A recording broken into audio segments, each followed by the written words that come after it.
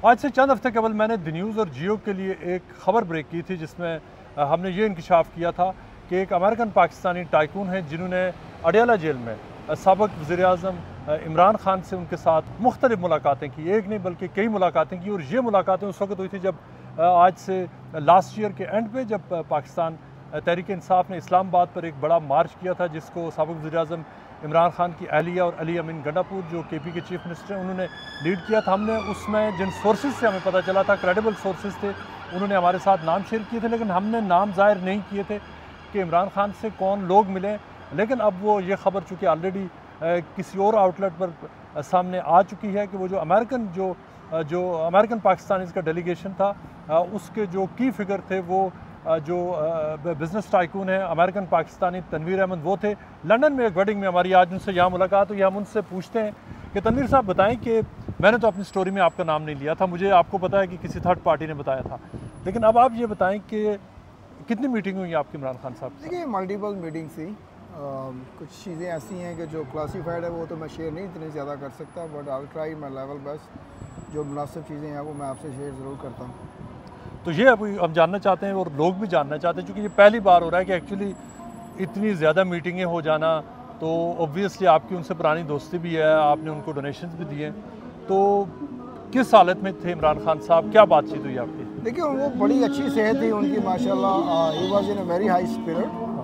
और जो एक नोटेबल बात थी वो यही थी कि उन्होंने जब मेरी पहली मुलाकात हुई तो थोड़ी सी उनकी शेव बड़ी हुई थी, तो मैंने वैसे ही उनसे एक बात कही। मैंने कहा खान साहब आपकी दाढ़ी तो बड़ी प्यारी लग रही है। हाँ।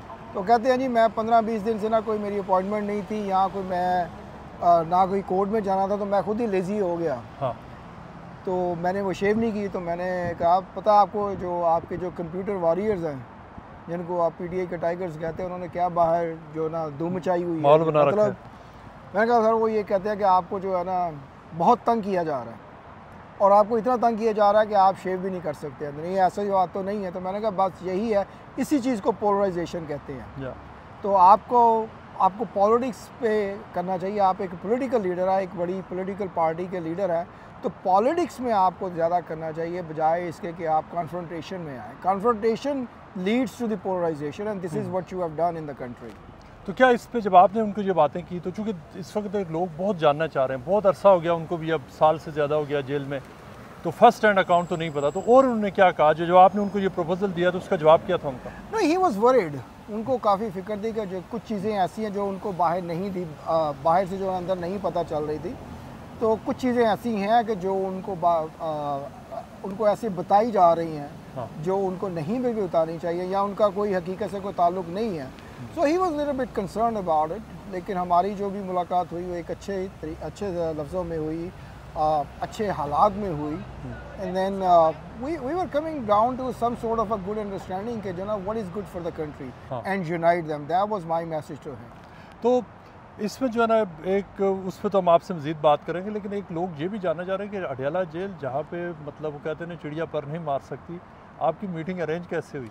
देखिए ये मीटिंग जो है ना एक अच्छा प्रोसेस होता है। मेरे जैसे कि मैंने आपसे जिक्र किया वो मेरे उनके साथ अच्छे ताल्लुकात थे, तो अलीमा आपा की मदद से कोर्ट से अप्रूवल मिला था और वही अप्रूवल लेकर ये बात आगे बढ़ी। अच्छा, उनके अप्रूवल ये उन्होंने वो इन लूप थी सारे प्रोसेस? जी जी। वो तो क्या और उसका जो उनकी अभी जेल में आप तो मुझे पता है कि तकरीबन आधे दर्जन से ज़्यादा मीटिंग्स हुई, तो वो क्या क्या रहे? और जो कहा जा रहा है कि मतलब मुख्तलिफ लोग आके मुख्तलिफ बातें की, तो आप तो पॉलिटिक्स में नहीं है, उनकी डिमांड क्या चाहते क्या है वो? देखिए डिमांड कोई भी नहीं है, मुल्क में एक यूनिटी होनी चाहिए। मुल्क को लेके आगे कैसे बढ़ना है, हमने जो चीज़ पे काम करना है वो पाकिस्तान के लिए करना है। पाकिस्तान है तो वो हमारी ये तो बड़ा पॉजिटिव मैसेज है। लेकिन इस पे सारी बात पे खान साहब का क्या मौक़िफ़ था? खान साहब का भी मौक़िफ़ ये है ना, देखिए वो पाकिस्तान का ही था, लेकिन उनके कुछ अपने जो इश्यूज़ हैं वो उनको लेके अब वो भी कंसर्न है। वो उनकी नज़र में कुछ वैलिड पॉइंट्स हैं जो उस पे ही वो चलना चाह रहे हैं। लेकिन मेरा इलेक्शन रिगिंग नहीं, वो देखिए इलेक्शन रिगिंग जो भी है वो कन्विक्शन जो भी वो उनके एक अपने कंसर्न्स हैं। मैं उनमें इतना डिटेल में नहीं जाना चाहता। जैसा कि मैंने जिक्र किया, मेरा जो सबसे ज़्यादा एम था, जो मकसद था, वो यही था कि पाकिस्तान को हमने यूनाइटेड कैसे करना है। जो यूथ इतनी डिवाइड हो चुकी है, उसको हम कैसे इकट्ठा करें और एक हमारा एक परचम है, हमारा एक मुल्क है, हमारी एक पहचान है, हम उस पहचान को लेकर कैसे आगे अच्छा बढ़ें। तनवीर साहब देखें, उस मीटिंग की बहुत सारी डिटेल्स का मुझे तो पता है। जब आपको याद होगा मैंने आपसे रब्ता किया और आपने कहा था ये मीटिंग हुई नहीं, और आपने कहा था आपको कोई फेक न्यूज़ दे रहा है, लेकिन मेरे पास सोर्सेज पक्के थे जब मैंने न्यूज़ की थी। और अब तो मुझे ये भी पता है कि आपकी वहाँ पर डिस्कशन क्या हुई थी, क्योंकि जब मैंने ये स्टोरी की थी तो मैंने वो बहुत सारी चीज़ें मैंने वेरीफाई भी की थी। तो जानना जो है देखिए, जो मैं आपसे वो चाह रहा हूँ कि जो 7 मीटिंगें हुई उसमें ऑब्वियसली सारी चीज़ें स्मूथ नहीं चली, लेकिन कहाँ पर वो कौन सा पॉइंट था कि जहाँ पे इनिशियली तो प्रोग्रेस भी जो मेरे सोर्सेज बता रहे हैं कि रिमार्केबल प्रोग्रेस हुई और फिर ब्रेक डाउन हुआ, वो अगर आप बता सकें कि इतनी चीज़ें आगे गईं और फिर बैक टू स्क्वायर नंबर 1।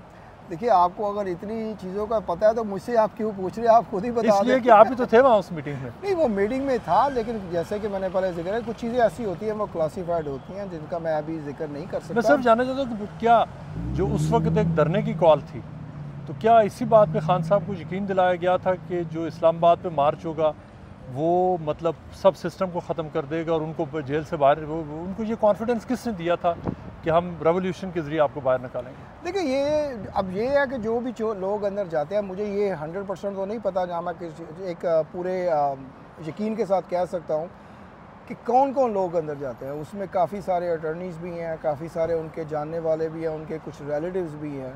तो जो भी उधर जाते हैं किसी ने तो कोई ना कोई बात तो करता है। जैसे कि मैंने पहले जिक्र किया कि होता यही है कि जी कुछ चीज़ें ऐसी हैं जो उनको बताई जाती हैं जो बाहर उनका कोई ताल्लुक ही नहीं है, कुछ चीज़ें ऐसी हैं जो कि उनको बढ़ा चढ़ा के भी बताया जाता होगा। तो ये एक अजम्पशंस ही है कि अब उनके दिमाग में क्या चल रहा है। जो मेरी उनसे बात हुई है वो तो बड़ी पॉजिटिव हुई थी। देखिए, जो वो आपकी तो बात तो पॉजिटिव है, लेकिन जो ब्रेक डाउन आया था जिसके बाद मतलब वो फेज़ मीटिंग का ख़त्म हो गया था, वो तो उन्होंने यही कहा था कि अब जो होना है धरने के ज़रिए ही होगा। देखिए, वो तो अभी भी यही कह रहे हैं। हाँ, अभी भी यही कह रहे हैं कि हम तो जो है ना वो दोबारा तहरीक शुरू करेंगे। तो मेरा यही है ना कि देखिए, कब तक आप मुल्क में ये वायलेंस लेके आते रहेंगे। I mean the way I see is being sitting outside of the country कि this is not kind of like a political party any more, this is becoming like a party of violence. कि आप violence करके government में आना चाहते हैं, ऐसा नहीं करना चाहिए। हमें अपने मुल्क को इकट्ठे करना है, वायलेंस नहीं करना। हमें जो है ना, जो भी अगर आपका एक फंडामेंटल राइट है कि जी आप प्रोटेस्ट करें, पर कितने प्रोटेस्ट करने हैं? हर दूसरे महीने कोई ना कोई कॉल आई होती है, जी आज ये फाइनल कॉल है, जी आज ये अब जो है ना ये सेकंड फाइनल है। तो ये मेरा नहीं ख्याल कि ये चीज़ें जो है ना मुल्क की बेहतरी के लिए, मुल्क में हमें स्टेबिलिटी चाहिए, मुल्क में एक कंटिन्यूटी चाहिए। अब ये है कि जब आप पॉलिटिक्स में थे, आप जब ऑफिस में थे, तो उस वक्त वो टीएलपी तहरीक लब्बैक, उन्होंने ना एक प्रोटेस्ट की कॉल दी थी और खान साहब ने ये बोला था कि जी state will not be blackmailed and writ of state is executed. तो जब आप गवर्नमेंट में हैं तो कोई प्रोटेस्ट करता है तो वो एक बेसिकली स्टेट को ब्लैकमेल कर रहा है, लेकिन जब आप गवर्नमेंट में नहीं हैं तो आप उस वक्त ये बात करते हैं कि जी ये मेरा एक फंडामेंटल राइट है और जब मुझे एक आइन भी ये हक देता है। तो why change of a heart when you are not in the government? आप जो खान साहब के जो कंसर्न्स थे जो उन्होंने आपके साथ शेयर किए, वो ऑब्वियसली आपने बाज़ पावरफुल क्वार्टर्स हैं उनके सामने रखे होंगे, तो उनका क्या डीब्रीफिंग क्या थी, क्या फीडबैक था, वो क्या कह रहे थे इस हवाले से? They are all very excited. हर एक आदमी की सोच जो है ना वो यही है कि पाकिस्तान इज़ अबव एवरीबॉडी। जब आप ये ज़हन में रखते हैं कि Pakistan is above everybody and above everything, तो आप एक मुल्क की प्रॉस्पेरिटी को लेके आगे चलते हैं। And this is what the message was given to me. अपने बारे में अगर बता दें कि आपकी इमरान खान साहब के साथ दोस्ती कितनी पुरानी है और इतनी कैसे मतलब आपको फिर बाद में ज़ाहिर ऑब्वियसली उन्होंने एक्सेप्ट किया कि आप ही उनसे मिलें, तो कितना पुराना आपका ताल्लुक उनसे? मेरा उनके साथ काफ़ी पुराना ताल्लुक है, काफ़ी इंटरेक्शंस भी हुए हैं। कभी कभी हमारी फ़ोन पे भी बात होती थी, कभी जूम पे भी बात हुई है। तो एक इंटरेक्शन रहा है, एक रिलेशन रहा है। जब उनसे आप मिलें तो अगर वैसे तो बाहर जब थे वो तो बड़ा फिजिकल उसमें थे, सारा फिटनेस वगैरह भी होती थी, तो वो सेहत उनकी ठीक है? आपने मैंने तो क्या कोई सुना है कि दाढ़ी वगैरह भी रखी हुई है? नहीं, वो दाढ़ी रखी हुई है, वो तो खैर उन्होंने, मैंने जैसा कि पहले जिक्र किया ना कि उन्होंने तो खुद ही बोल दिया था कि कुछ दिन में उनकी कोई मीटिंग्स वगैरह नहीं थी, so he was just being little bit lazy, और उन्होंने ना वो शेव खुद नहीं की। इसके अलावा जो उनकी माशाल्लाह से है, he is in very good spirit, he is in very very good health.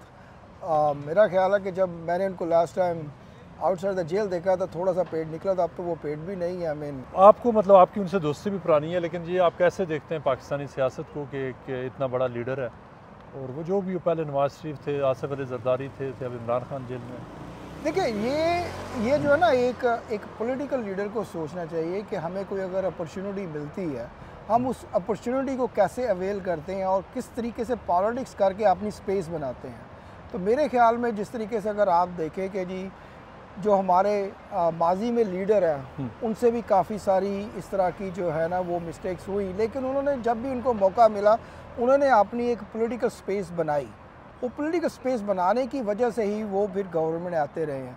तो यही चीज़ जो है ना, मेरा ख्याल है कि पीटीआई में थोड़ी सी लैक कर रही है कि जब हमें कोई एक मौका मिलता है तो हम जो है ना उसको अवेल नहीं कर सकते। होता सर ये है कि एक लीडर है, तो लीडर का काम ये नहीं है कि वो सिर्फ फॉलोअर क्रिएट करे, लीडर का काम है वो अपने लीडर भी बनाए, ताकि जब एक लीडर पे कोई मुश्किल वक्त आता है तो जो उसके बाकी लीडर हैं वो उसको बैकअप कर सके।